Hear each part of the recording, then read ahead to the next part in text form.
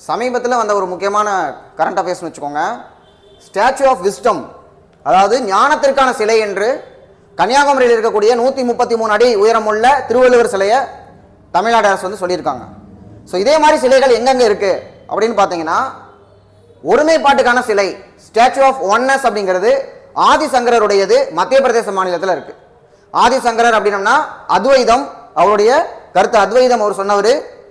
திராவிட சிசு அப்படின்னு சொல்லி தன்னுடைய நூலான சௌந்தரிய லகரி அப்படிங்கிற நூலில் யாரை குறிப்பிட்டிருப்பார் பார்த்தீங்கன்னா Thirugnana Sambandar.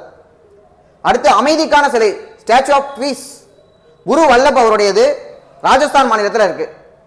Statue of prosperity, ப்ராஸ்பரிட்டினா வளம், யாருடையன்னு பார்த்தீங்கன்னா கெம்பகவுடா, கர்நாடக மாநிலம். அடுத்து சமத்துவத்துக்கான சிலை statue of equality Ramanujar, Tiruppavai Jeeyar சொல்லுவோம் இல்லையா, ராமானுஜர், ஹைதராபாத் தெலுங்கானால இவருடைய சிலை வந்து அமைஞ்சிருக்கு.